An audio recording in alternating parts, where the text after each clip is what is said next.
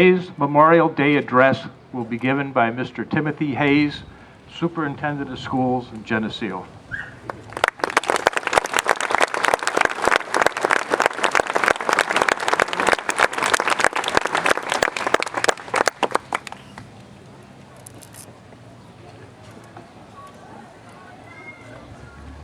Today, the guns are silent. A great tragedy has ended. A great victory has been won. The skies no longer rain death. The seas bear only commerce. Men everywhere walk upright in the sunlight. The entire world is quietly at peace. The holy mission has been completed. And in reporting to you, the people, I speak for thousands of lips, forever stilled among the jungles and the beaches and in the deep waters of the Pacific, which marked the way.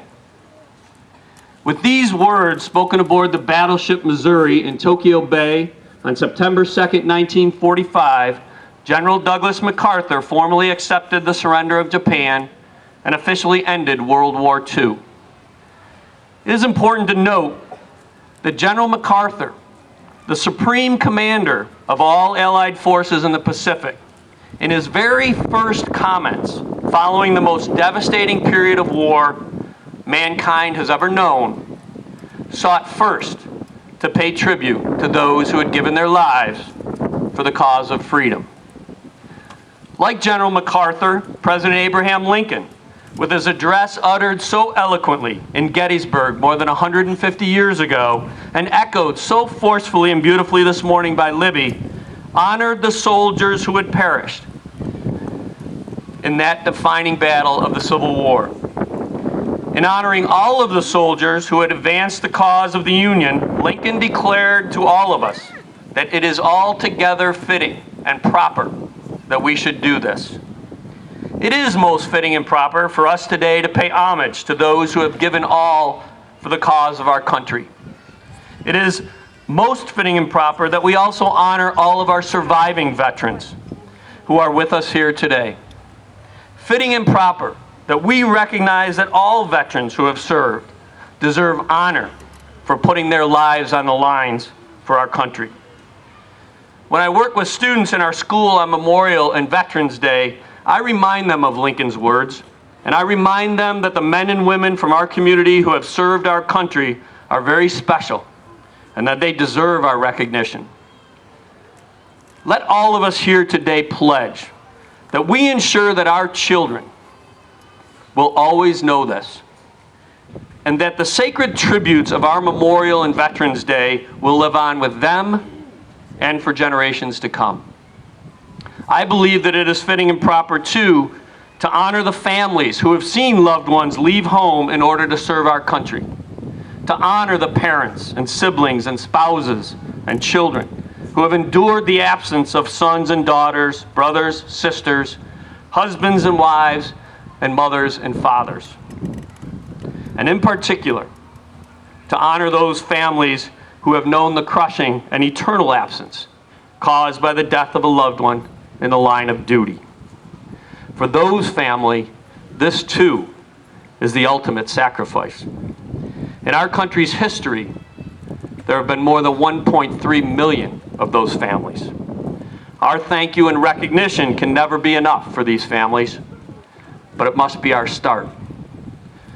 The Hayes family, like so many Avon families, has known the absence of a military deployment.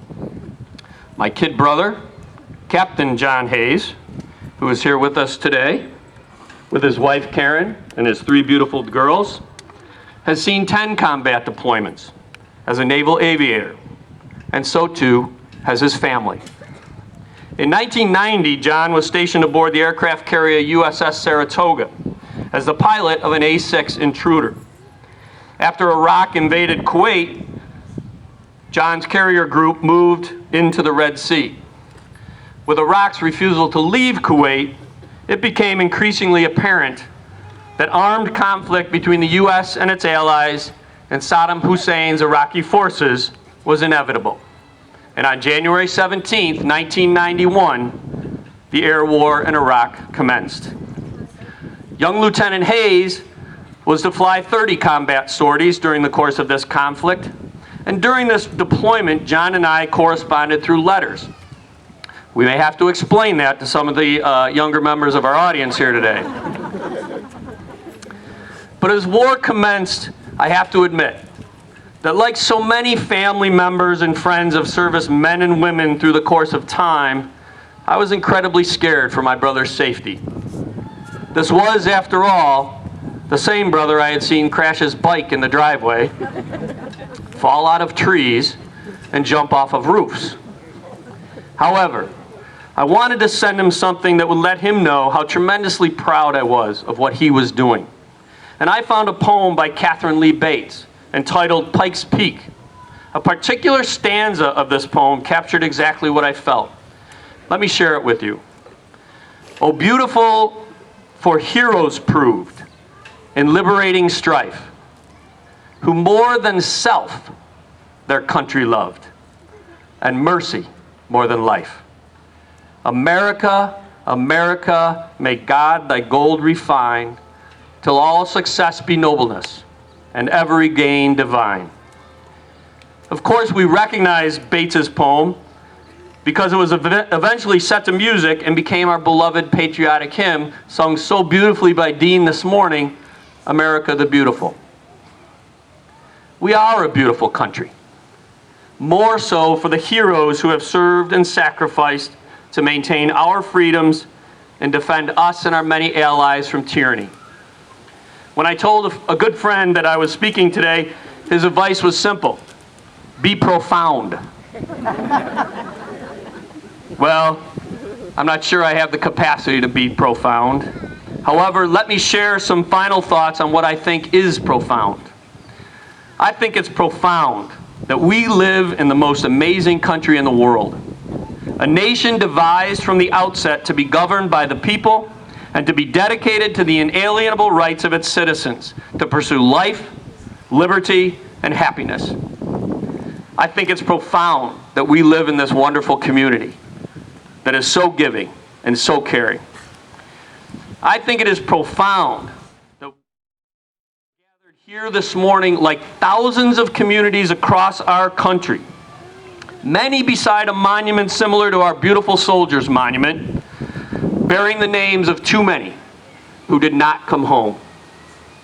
All of us here and across the country gathering to pay tribute and respect to the more than 1.3 million American men and women who through our nation's history have paid with their lives for the price of freedom and liberty and the rights that establish these United States as the greatest country on earth. To me, my friends, this is beyond profound. And I think it is profound that right up to this very day, this very moment, there are young men and women who are willing to serve on our behalf. And when called upon to do so, that they too will risk their lives for us and what we hold dear. We must be forever thankful and honor these men and women and those who have gone before them for their service and their sacrifice. And we must always be grateful to and honor their families. It is altogether fitting and proper that we should do this. Thank you.